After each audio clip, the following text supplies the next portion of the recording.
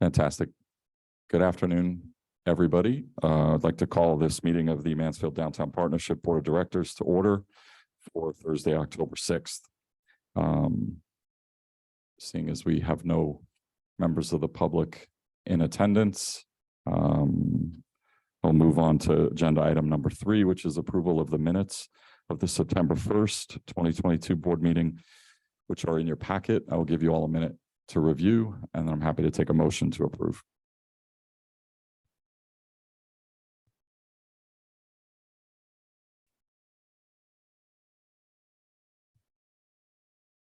Kyle, I'll make a motion to approve the minutes as presented. Can I have a second? I would like to make a small amendment. The first item where it says Brian Coleman left the meeting. I would like to add due to microphone issues. And the rest of the minutes I must abstain from. Fantastic. Cynthia, noted that. Okay. So can I have a motion to approve the minutes as amended? And second? All in favor? Aye. Any opposed? Fantastic. Minutes pass.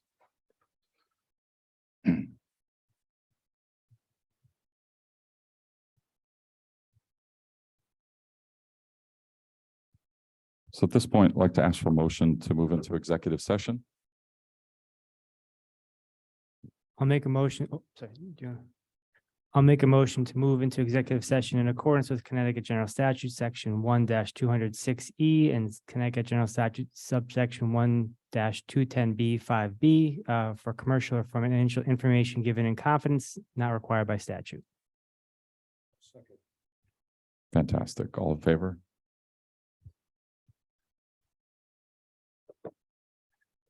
Fantastic. Cynthia, next on the agenda, we will turn it over to you for the executive director report. You have 5 minutes. Just kidding. I know. We do have a social event, but we do have Denise over there with Emily's help earlier holding down the fort. So I will try to be quick.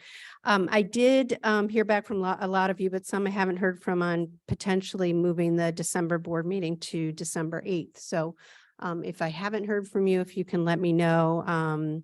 There's a conflict with a basketball game, and we're talking about a potentially different location and possibly do our social event at the Graduate as we did previously. On the calendar that I sent you, I somehow missed trick or treat, and that's October 29th from 3 to 5. And Denise has started the outreach on trick or treat. That's our businesses love that event, and it's a real fun time. Denise was also able to get another a cappella group for our Husky Student Showcase on the 19th. So we're looking forward to that. And I want to give Kathleen kudos again for the great job she's doing on the Business Digest that you all should have received last Friday. In that was the second round of ARPA funds for local businesses and nonprofits. And I want to thank obviously Ryan for his leadership and the council for their support. We've already heard from some people. I have sent out the application to all our childcare facilities. One of our arts groups in town. There's really not a lot of homegrown nonprofits, but please feel free to forward on to nonprofits. And then of course, all our businesses and businesses that did apply continue to be eligible. So the deadline is October 28th at 4 o'clock. So we're looking forward to some more applications there. Also in the digest, Kathleen noted a lot of recognition for many of our businesses in the town and the downtown. So I encourage you to take a look at that as well. Some of our newer businesses were recognized by either the Current or Connecticut Magazine. So that's always a great thing. And I think that's all I had, unless there are any questions.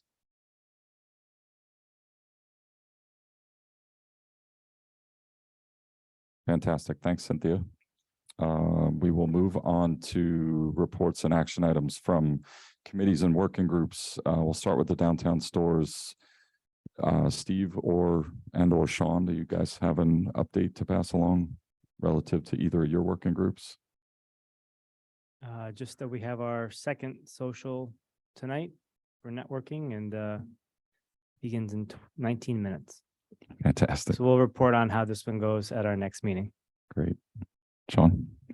In an interest of time, I'll keep it brief, but happy to field any questions. Our Promotion Public Spaces group met on September 27th. We had a full agenda, and I think for those of you that are in that group, a very worthy discussion on several agenda items. We're working on our next meeting, tentatively set for October 26th. Great. Thanks, Sean. And the Sustainable Funding Group has not met since our last meeting, so no update on that. Emily, can you give us the bells and whistles from the festival? So we had a very successful Celebrate Mansfield Festival. I know I saw quite a few of you there. So thank you for everyone that volunteered and showed up and helped out. We estimated that we had around 3,000 people, which is a really good turnout. Kathleen noticed that there were a lot more people taking advantage of the seating on the square and Dog Lane throughout the afternoon and sitting down and eating to enjoy the entertainment. Specifically, we had really strong audiences for the drumline, the chamber singers, and our puppet pageant. I think it was a little bit chillier than we had all expected. So the attendance did kind of wane a little bit towards the end of the night, but overall we had a really strong turnout. And all the feedback we've received from booths and from attendees has been really positive.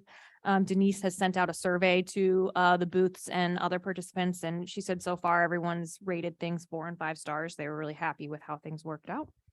We had a really positive turnout with our new activities like the electric car show and the scarecrow. We had 9 scarecrows, which was, I think, more than we had expected. So that was really fun. We're going to have a meeting on October 25th, I believe, with area heads to kind of get feedback so we can start thinking about improvements for next year. I know one area that we're going to want to work on is we definitely had kind of a more manageable number of volunteers, but those volunteers waned towards the end of the night. And so it was a little bit more work on the area captains to make sure everything was cleaned up. So we'll kind of keep working on that. But Denise reminded me that next year will be the 20th. So I think that one's going to have to be, bigger and better than ever. So we'll start planning soon. Awesome. No, I can't believe it's 20 years. Brian? Yeah, Emily, thanks a lot for your great work. And I'm sorry I missed the festival this year. I just couldn't make it. But you said 3,000 people attended. Now, how does that compare to last year and the year before?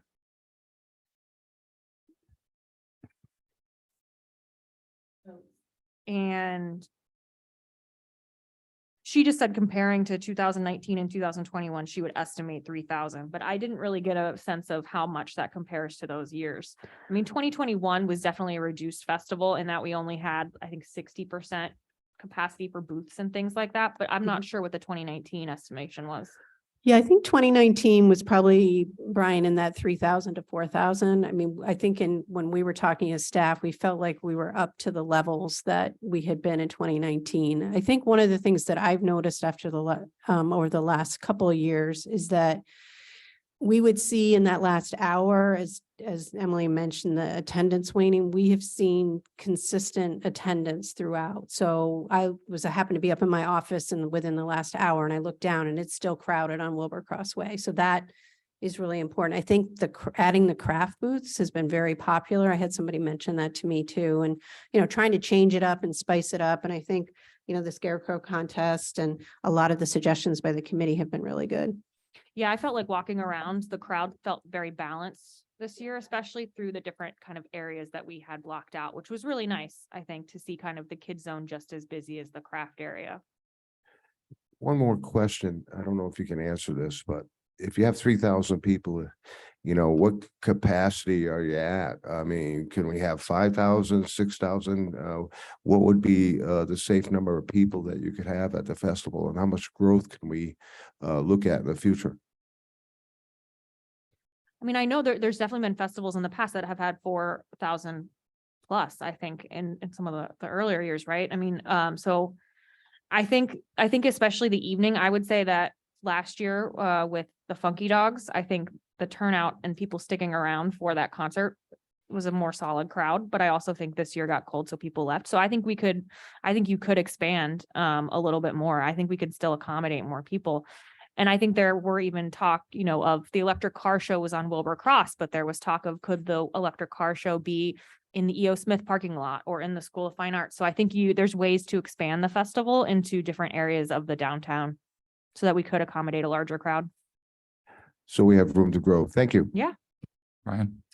Just a couple notes. One on a personal note, since I mostly partook this year as a private citizen, with our family there, kids had a great time. The kids zone, very, very popular.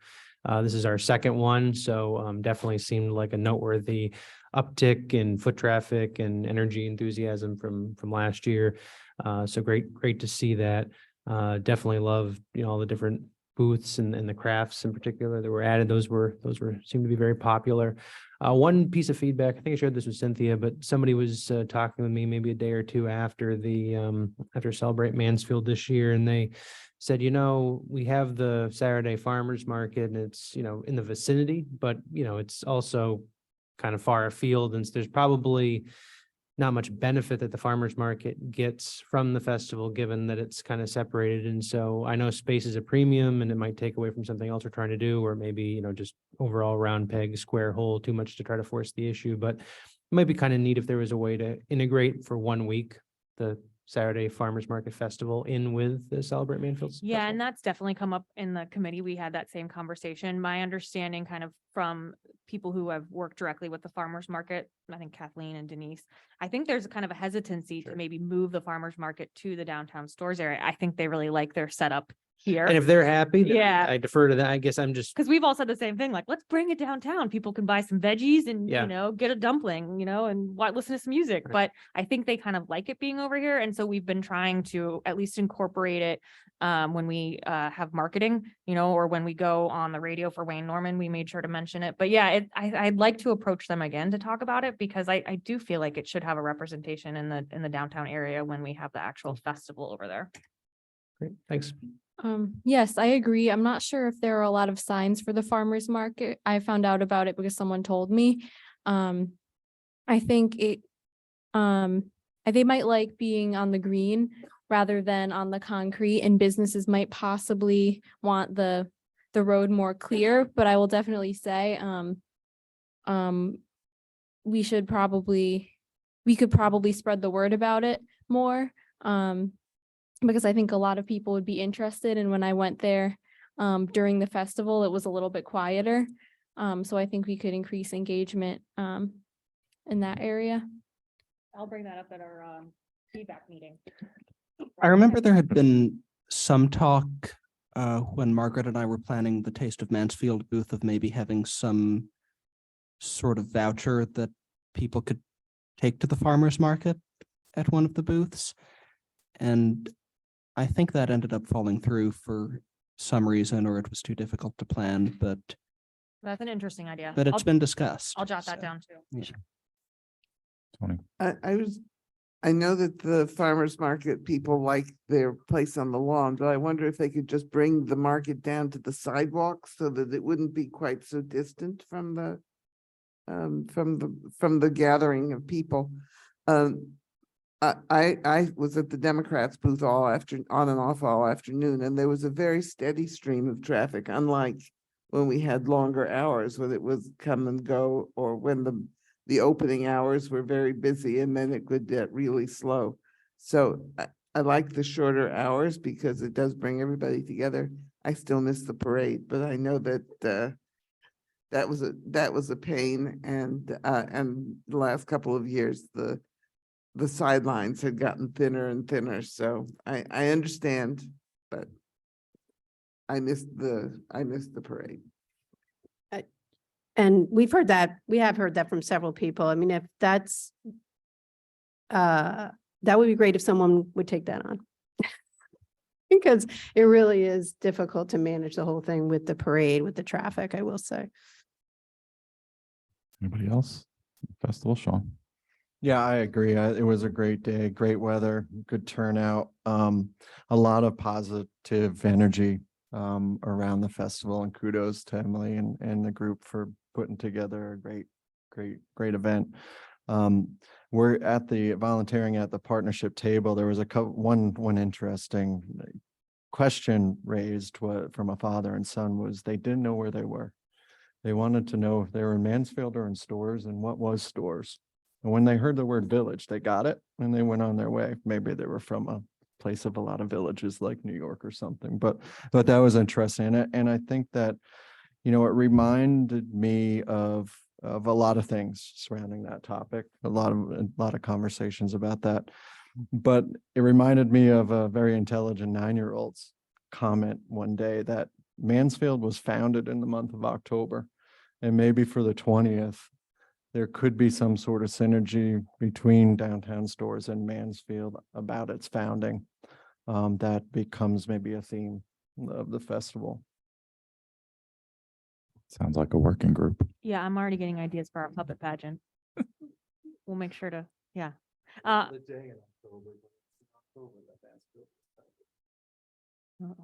Awesome. Well, I just, Mario, did you have anything? No, just to echo everybody's sentiments in regards to the festival. It was a great day, great weather, actually felt like fall. And I Well, just want to make sure that we thank Denise, whose hard work I was really just gonna pulled it say. together, like absolutely amazing. She makes our committee look good, but it's totally Denise, Kathleen, Cynthia, and Josh. So thank you to the whole Mansfield Downtown Partnership team. Yeah, I would say to that point, Emily, one of the things that Frank and I were talking about when we were staffing the booth, and you referenced it a little bit, you're really so dependent on volunteers. And for certain aspects of that, that's fine. I think when you're talking about, trucking tables and chairs and tents and all that type of stuff, I think, it's probably a conversation, Ryan, that we can have with Public Works or just again, I know there's assistance that is provided. But boy, oh boy, you feel for Denise and crew at the end of the day when it's, for that particular Saturday and it's 50 degrees and it's, oh, by the way, we have to get all this stuff put away. It's rough, so I would hate for anyone to lose any enthusiasm for any part of the festival because of some of the parts that are the toughest to execute. So, so whatever that is, when you all meet as a group to debrief, that would be really, I think, listen, be optimistic about whatever it is that Denise could bring to us and say, it would really be helpful if we had XYZ, or if we got more aggressive and raised more money to do this, or whatever the case may be. But I think largely, fantastic event as usual, and for sure. No, as it's just right. That I think that is definitely because I do remember last year we had more volunteers than we knew what to do with. At the end of the day, we had about 20 guys come back from, I think it was the rugby team or something like that. So you get lucky, right? So, but we'd rather not have to get lucky to be able to pull it off comfortably. Yeah, and I think the volunteer system is kind of a work in progress. I think it was an improvement from last year for sure. Last year we got swamped first thing with like 150 volunteers and I was like losing my mind. This year it was definitely more spaced out, but there's improvements to be made. So I think the 20th will just be bigger and better. For sure. Yeah. Yeah. Well, awesome. Brian? Does anybody know what influence the festival has directly on the businesses? Does it bring their numbers up? Are the business owners pleased with it? I would think it would, and it would also bring people in that would come back and visit the business. Is there any? I think it'd be a great question to ask a couple business owners in about 5 minutes that's across right. the street at a Perfect. Yep. social. But I do think it's a good point for the group. Again, as in your postmortem to, because I think that is one of the feedback pieces I got was there's, where's the food, right? And the food's in the businesses, right? But it's But are the businesses a part? So I think that's a good question, right? Are the businesses a part of the festival, or is the festival happening just in the space where that they share the businesses? So, so it's maybe something for us to talk to some of the folks tonight about. Do you think you got the bang for your buck during the festival, or would you have rather come out to the street? And, Yeah, I actually asked that question of Dog Lane a couple of years ago, and they said it actually hurt their business Yep. because people saw the crowds and decided Sure. not to stop. I could see it. Because Yep. they had anticipated an increase and, stocked up with food and stuff, and it didn't happen. Right. Yep. On the other hand, I saw a number of people with insomnia cookie bags, so maybe there's some other businesses that benefited when the sit-down food places Yep. didn't. Sure. Great. Okay. Yeah, I think the answer is specific to the business because people will go to different stores for different reasons. So maybe cookies is something that people would get for a snack, but they already found a food vendor outside, so they wouldn't go into Dog Lane Cafe, for example. So I guess the question is, how do you draw people into those businesses and make the businesses appear as part of the festival? And possibly how you decorate the storefront has to do with that, maybe leaving the door open, having and also maybe having a vendor outside or someone who can display some items or some food from the store. Yeah, I mean, I think Insomnia Cookie actually had a game going on, and if you won or something, you got a free cookie. So I think they had an interesting incentive to draw people in. Brooklyn Dumpling, I thought, was a really good example of someone who kind of brought it to the doorstep by handing out free dumplings, and then the line got really long. So I think you're making a good point about business involvement of maybe encouraging them if they're not going to get a booth, which they all have the chance to do, but encouraging them to offer some kind of incentive or bringing it to the door for people. That's great. Yeah, Brian. Just a personal comment. I think that we must be doing a good job getting the word out about the festival, because a lot of our tenants, without my encouragement, which I should actually be encouraging, went to the festival. Great. Super. Well, thanks again, Emily. Tony, do you have anything from Finance and Growth?